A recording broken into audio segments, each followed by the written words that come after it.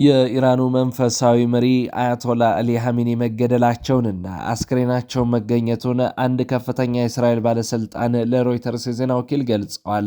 የእስራኤሉ ጠቅላይ ሚኒስትር ቤንያሚን ኔታንያሁ በሰጡት ሌላ መግለጫ ደግሞ አያቶላ አሊ ሐሚኒ በእስራኤልና በአሜሪካ የአየር ጥቃት መገደላቸውን የሚያሳዩ በርካታ ምልክቶች አሉን ብለዋል። ቢቢ በዚህ መግለጫቸው ዛሬ ማለዳ የአምባገነኑን ሐሚኒ ቅጥር ግቢ ደምስሰናል፣ ይህ አምባገነን ከእንግዲህ የሌለ መሆኑን የሚያሳዩ በርካታ ምልክቶች አሉን ሲሉም ተደምጠዋል። በቴህራን የሚገኘው የሐሚኒ መኖሪያ ግቢ ከፍተኛ ውድመት እንደደረሰበት የሚያሳዩ የሳተላይት ምስሎችም ሲወጡ ውለዋል። የኢራን የውጭ ጉዳይ ሚኒስትር ግን መሪው ደህና ናቸው የሚል መግለጫም ቢያወጡም አሊ ሐሚኒ ግን እስካሁን በአካል አልታዩም። እነሆ አሁን መካከለኛው ምስራቅ ወደ ሙሉ ምስቅልቅል ውስጥ ገብቷል። ነዳጅ የሚተላለፍበት የሆርሙዝ ሰርጥም በኢራን ተዘግቷል።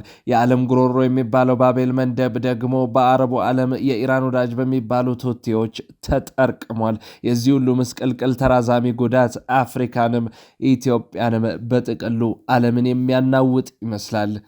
For these reasons, the United States military is undertaking a massive and ongoing operation to prevent this very wicked, radical dictatorship.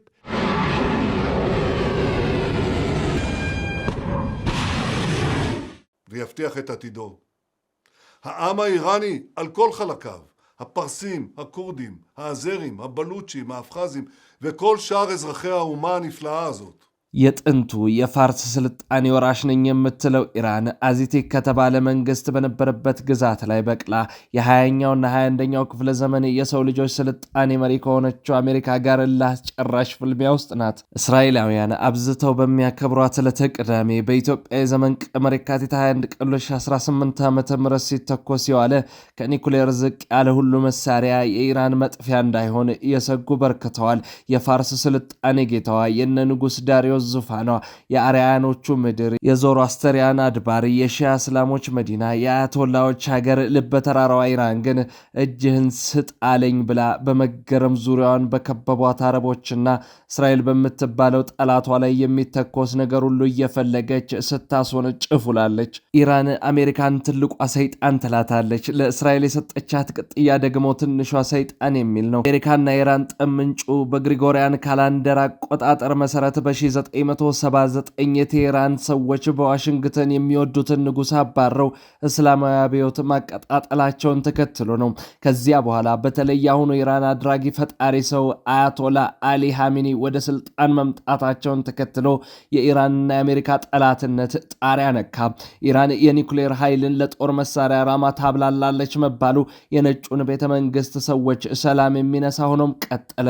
የቴህራን መሪዎች ግን የብዙ ጊዜ መልሳቸው ኒኩሌሩን የምናብላለው ለሰላማዊ ኃይል ማመንጫ ነው የሚል ነበር።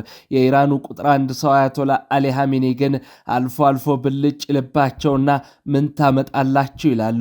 ባሳለፍነው ግንቦት ወርም እንዲህ ብለው ነበር። ቴህራን ኒኩሌር ለማበልጸግ የማንንም ፈቃድ አትጠብቅም። የአሜሪካ መንግስት ተደጋጋሚ መግለጫ ስሜት የማይሰጥ ነው። እነሱ ኢራን መቼም ዩራኒየም እንድታበለጽግ አንፈቅድም ይሉናል። በራሳችን መንገድ እንጓዛለን። ማንም አያደናቅፈንም። ኢራን ውስጥ የአሜሪካውያን ፖለቲከኞች ፈቃድን የሚጠባበቅ አንድም ሰው የለም። እስላማዊት ኢራን ሪፐብሊክ የራሷ ፖሊሲና አቅጣጫ አላት፣ በዚህም ትጓዛለች ብለው ነበር። እንዲህ ያለው የኢራኑ ቁልፍ ሰው ንግግር ግን ከአሜሪካ በኩል የተላከለት አብርሃም ሊንከን የተባለችው የጦር መርከብን የመሰለ አስፈሪ ነገር ነው። የአያቶላ አሊ ሐሚኒ ስልጣን ከዚህ በዳር የማይባል በአበሻ ምሳሌ ንጉሥ አይከሰስ ሰማይ አይታረስ የሚያስተርት አይነት ነው። የኢራን ትልቁ ስልጣን በሳቸው እጅ ይገኛል። የሃይማኖት ስልጣንም አላቸው። የሺያ እስልምና አባት ናቸው። በአገሪቱ ውስጥ ያሉ ቁልፍ ተቋማት በእርሳቸው ቁጥጥር ይደረግባቸዋል። ዋና ዋና የሚባሉ ውሳኔዎች አያቶላ አሊ ሐሚኒ ሳይመለከቷቸው በፍጹም አያልፉም። የፓርላማው ውሳኔ ሳይቀር ተፈጻሚ የሚሆነው አያቶላ አሊ ሐሚኒ በሚያሳልፉት የመጨረሻ ትዕዛዝ ብቻ ነው። የፓርላማውን ውሳኔ መሻር ስልጣንም አላቸው። ልክ እንደማለት እኚህ ቁልፍ ሰው የመረጧቸው ምናልባትም የሚሽሯቸው የተወሰኑ ሊቃን ናቸው። ኢራን ፕሬዝዳንትም አሏት። በቅርቡ ማን እንዳጋየው ባልታወቀ የአውሮፕላን አደጋ የሞቱት የፕሬዝዳንቷ ኢብራሂም ራይሲ የሚታወሱ ናቸው። እሳቸውን የተኳቸው የአሁኑ የኢራን ፕሬዝዳንት ፔዘሽኪያ ይባላሉ። አያቶላ አሊ ሐሜኒም በኢራቅ እና ኢራን ጦርነት ጊዜ ፕሬዝደንት ነበሩ። በኢራን ፕሬዝደንት መሆን ማለት በእንግሊዝ ጠቅላይ ሚኒስትር ከመሆን ጋር ጥቂት መመሳሰል አለው። ፕሬዝደንት የመንግስትን የከፍተኛ ስልጣን አካል ይይዛል፣ የዕለት ተዕለት ስራዎችንም ይሰራል። ተጠሪነቱ ግን ለአያቶላህ አሊ ሐሜኒ ነው።